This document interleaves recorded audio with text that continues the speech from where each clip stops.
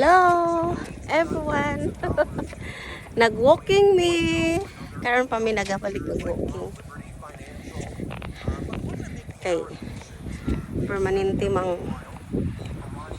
ako ang iuban, ako ba na mag-walking, pero ako ang di mo uban kay sahay not feeling well, sahay busy magluto nya. Karon hinguban ko sa akong bana. Yeah, usually walking me dito sa Mandura kay wa man ko'y gibantayan. So dire tugnaw nagsugod, tugnaw naman ang nagajakit na mi. Ano mi patungas gihangak ko. Gihangak ko. Patungas. Oh. Kuha na dire. What time is it? What time is it now, Han? What time is it now? 6:46. It's 6:46. I think yung season namin dito winter, autumn, this coming month is autumn, pero parang Filipina ang at 6 o'clock gabi na, hindi tulad noon na 8 o'clock maliwanag pa. So ito na naman, and then winter is coming. Yung autumn kasi sobrang lamig na. So heater na naman, walang hindi na aircon, pero hindi pa kami gumagamit ng heater. You know what, I really don't like heater. Hindi ako makahinga, pero hindi talagang heater kung minsan, kasi yung asawa ko ayaw talaga na yan na walang heater din. So yung aircon namin reversible naman talaga lahat dito. Pagkatapos ayan o tower, usually pupunta kami dyan, pero ngayon gabi na medyo na late kami, hindi na kami pupunta doon, saka masakit yung paa ko. Ito lang ang life namin dito sa Australia. Kung kadalasan nasa kwarto lang mag-TV kung walang gagawin sa kusina, kung hindi kami nag-uusap sa living room, parang may TV din na kasi sa kwarto namin, kaya doon na kami. Hindi nag-uusap, kanya-kanyang gadgets. yan ang dito. Yan ang buhay dito. So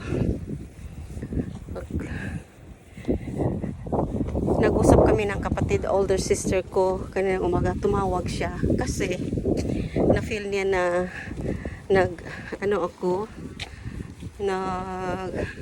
medyo nagpanic ako I think we will go this way. Nagpanic ako sa nangyayari sa mundo ngayon. So parang I'm a little bit depressed kasi parang feel ko hindi ako. Han, where are we going? Are we going this way? Okay. Baka hindi ako makauwi this holiday kasi natakot kami. Pero ang sabi naman ng kapatid ko, okay lang naman daw. Kasi yung Davao daw may nag-supply ng fuel, tapos si Sara Duterte medyo nag-share siya sa Visayas.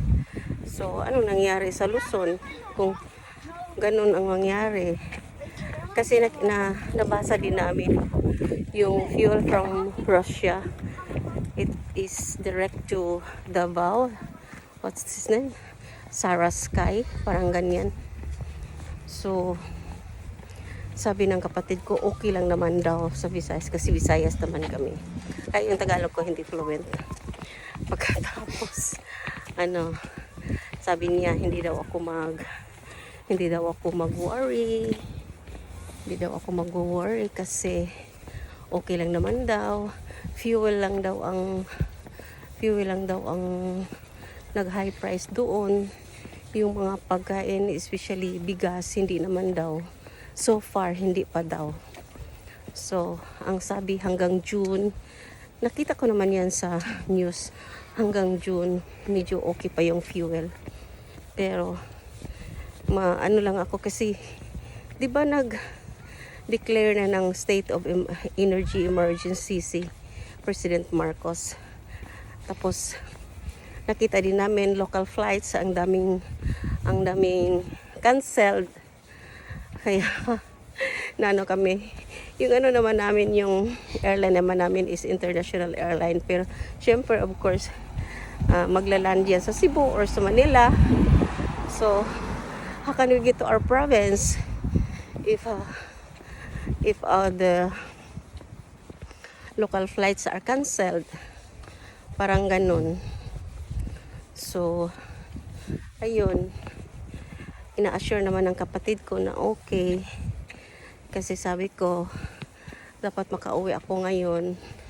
Ngayon na holiday kasi I'm not sure next year because of my husband's health. Kaya, sana makauwi ako this year. Hopefully. Ayan o, ang asawa ko. Naglakad. He's always do walking.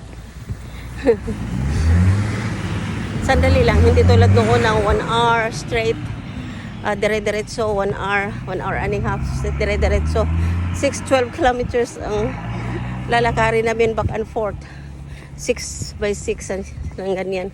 Pero ngayon hindi na, kasi nakita na, nafe-feel na rin namin na we getting older, so hindi na namin kaya.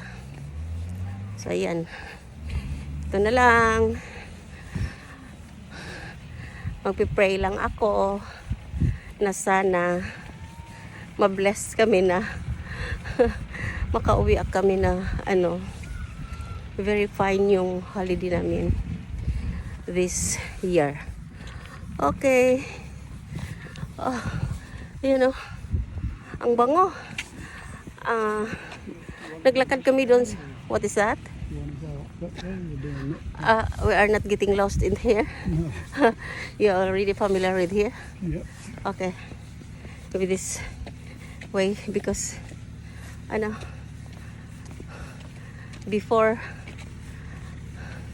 parang nawala tayo. Hinihingal ako. Kaya babay na kasi naglalakad ako tapos nagsasalita, hinihingal ako. Bye-bye. Good evening everyone. Good evening world. May the world peace to each of everyone.